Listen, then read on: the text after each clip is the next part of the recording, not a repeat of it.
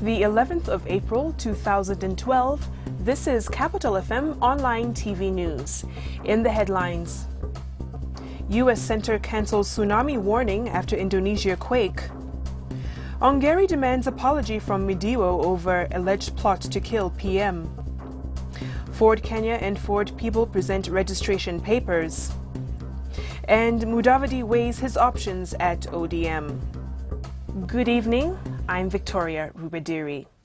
The U.S. Geological Survey has cancelled an earlier tsunami watch for the entire Indian Ocean after an earthquake in Indonesia. The cancellation came barely minutes after Cabinet Minister Esther Murugi warned people on the Kenyan coast to move away from the ocean. Murugi said the Kenyan coast was likely going to be hit by a tsunami by 8 p.m. on Wednesday, following the 8.6 magnitude quake that hit Indonesia earlier in the day.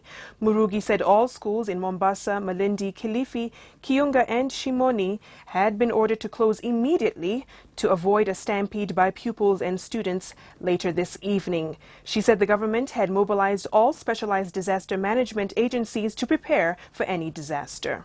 We expect that the tsunami will hit, if it hits, the coastline by 8 p.m. But we do not want to take risks and wait until 8 p.m. So we are alerting that they should move out immediately.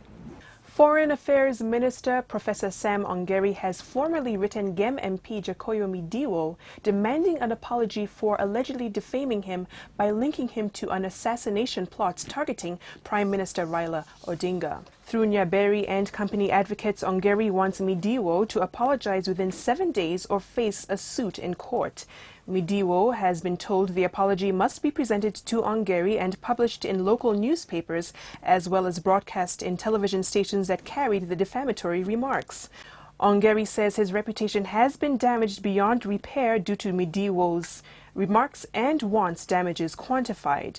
When Midiwo appeared before CID detectives yesterday, he told journalists he would not apologize to Ongeri and instead dared him to make good his threats to sue him.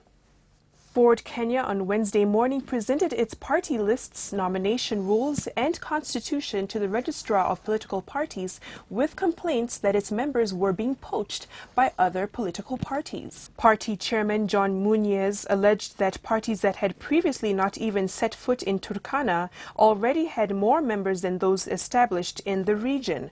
Party leader Moses Wetangula urged the registrar to act firm on all those parties that are found to have used unethical means to register members. On Tuesday, ODM also raised similar complaints with the registrar, saying its officials had been registered by other parties.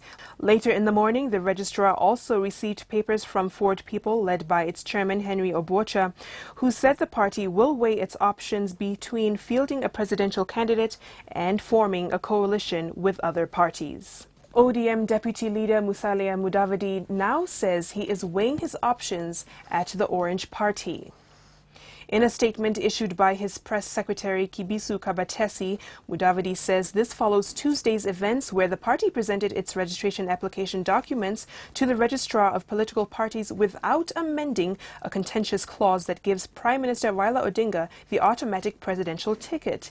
He says many of Mudavadi's supporters have since been requesting him to state his position and offer direction on the matter. The statement says most of the appeals suggest that members and officials of ODM feel their desires and wishes for democratic processes within the party have been betrayed by failure to amend the contentious clause and other clauses in the ODM constitution to allow for fair nomination competition at all levels within the party. It says the mood of uncertainty and apprehension about the future of the party among members culminating in yesterday's actions is appreciated by Mudavadi.